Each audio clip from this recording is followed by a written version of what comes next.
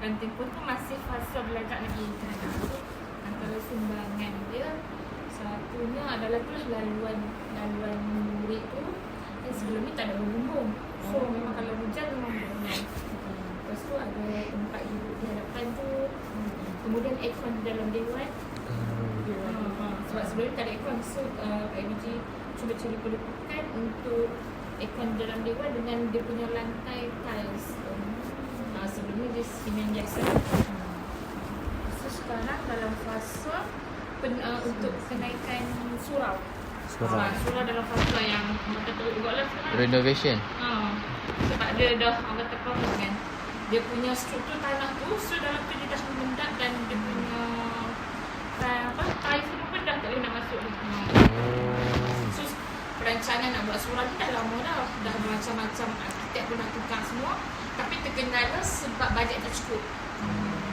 Bajet tak cukup. So sebabkan ni baru kami cari dana lain dan ada sumbangan pada pihak lain semua. So dana sekarang dah kata dia tak ada 100% cukupi. Cumanya dia dana yang berkebolehan untuk kita teruskan projek dulu. Sikit-sikit. Okey cikgu. Soalan kedua lah. Apakah cabaran yang dihadapi untuk bekerjasama dengan ibu bapa ni? Halangan cabaran dia.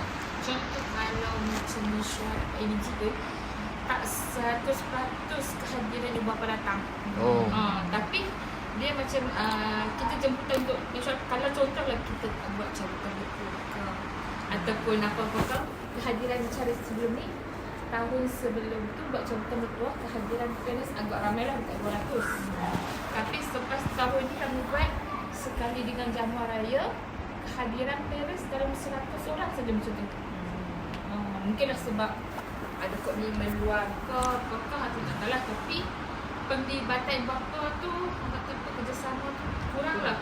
Kadang kalau kita buat gotong royong dekat sekolah pun yang datang tu hanya muka yang sama. Kalau hak sama AJK pun AJK yang sama.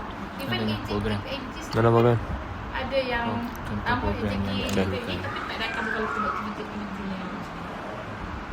jadi ni lah penglibatan ibu bapa lah. Tak 100% lah. Lagi kalau macam sekolah ni kan, apa yang PIBG dah buat program, contoh-contoh program lain lah, antara kolaborasi bersama dengan pihak-pihak luar ataupun NGO lah. Kolaborasi je lah macam PIBG ada.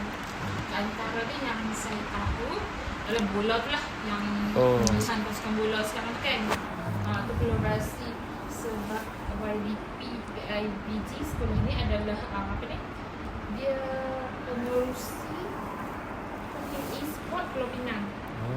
Cerita so kita banyak pada sukan lah macam so dia ada dia yang dengan Cikgu Wan Azli bikin tu dan PKP dengan Guru Sak sama-sama lepas sepakat dengan Pulau Pinang punya bola sepak.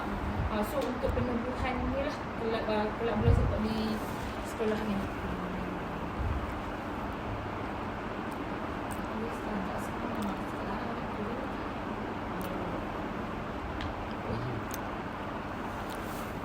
Kau nak tahu pasal counselling? Ni nak tentang counselling sikit boleh? Tanya tentang counselling sikit boleh lah? Benar dia. Ada.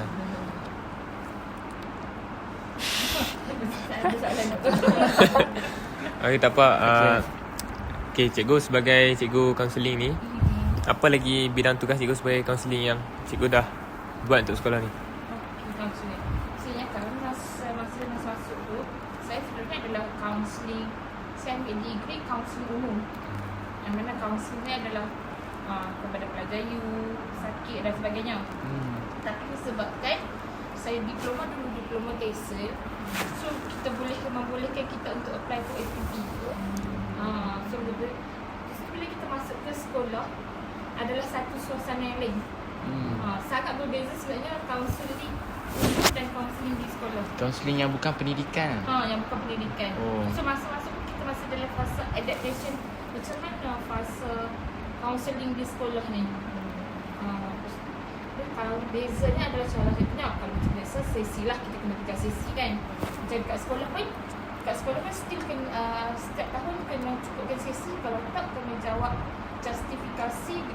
PPM. Contohnya kalau macam setengah tahun kita perlu lengkapkan 150 kaunseling individu, 40 kaunseling kelompok. Lepas tu program yang lain adalah program-program. Kita perlu laksanakan program untuk budak pada 4 dia ada 4 tema lah. Macam contoh kejayaan murid, psikososial, macam dah ada 4 bidang dah. Lepas tu masalah di sekolah dan masalah luar.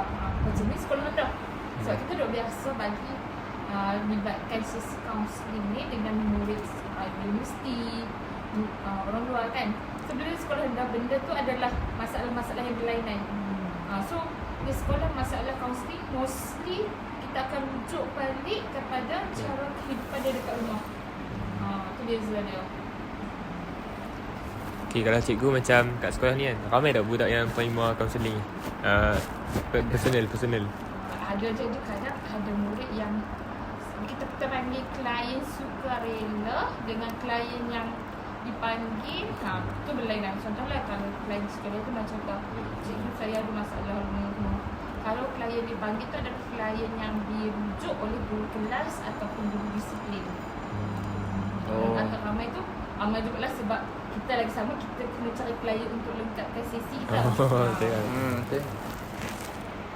Dia ada target-target dia kan. Betul. Okay lah. Okay. Apa masalah yang paling kerap yang berlaku kat sekolah ni? Sekolah rendah, suria, Buli ada ke? Ada isu buli, isu gangguan seksual. Pelan antara sebab KPM tu tengah menekankan tu isu buli dan gangguan seksual. Even kalau macam sebab anggapan itu main dia cikgu kami saja dia tolong lah Betul. dah dikategorikan sebagai buli. Lepas pendedahan kepada video yang dirampungkan.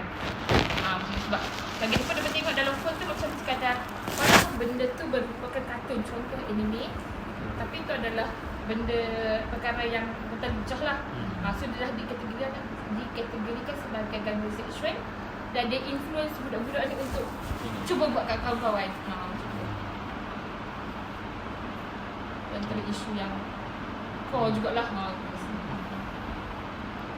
Berdasarkan masalah isu yang ada ni, apa boleh kata yang cikgu ambil? Satunya kita jalankan sesi kaunseling. Yang keduanya kita akan jumpa dengan waris lah. Sebab benda tu selalunya berlakunya daripada rumah. Contoh waris tak kontrol lah. Contoh murid ni duduk dengan nenek. Nenek tak tahu lah apa yang murid ni buat, semua ambil tu. Sedangkan bukan telefon dia pun telefon nenek macam tu. So pendekatannya satunya kita jumpa waris ni lah, terus konsultasi dengan parents. Kemudian kita akan buat minggu kesedaran anti-bully dan gangguan seksual. Cikgu, dan kita buat peringatan secara berkala lah.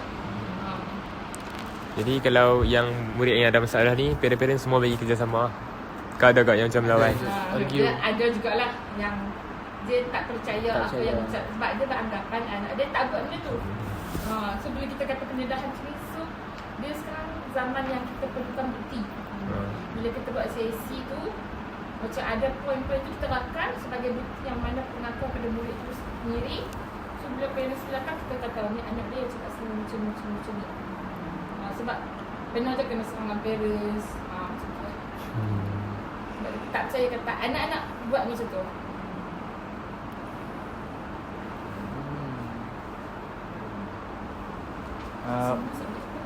Semua pendidikan Islam. Tugas cikgu kaunseling pun berkaitan dengan kemasukan murid ke sekolah menengah. Okey. Kebelakangan ni macam mana kemasukan mereka? Kalau ikut prosedur dia sebab dia perlu daftar dulu sejak terlepas PKSK. Kan, tapi pendedahan kepada waris untuk pendaftaran PKSK ni tak menyeluruh. Maksudnya ada waris yang macam tak tahu nak isi dan sebagainya. So tahun ni awal itu dah hari Senin tu saya pergi dengar taklimat. So kita insyaAllah dalam perancangan untuk beri pendedahan kepada semua waris cara untuk isi semua. Dan kita nak galakkan semua murid isi dulu. Sebab dapat tak dapat belakang cerita. Sebab ada parents sebab anggapan anak saya tak berkebolehan Pak Cikgu, kalau isi pun bukan dia nak dapat pun. Tapi tak payah fikir macam tu, kita isi je. Dapat tak dapat tu belakang serta.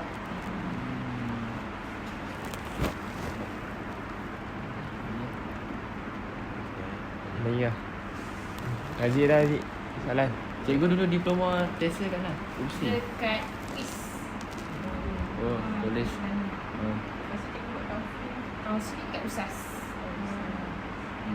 Counselling tu degree lah cikgu.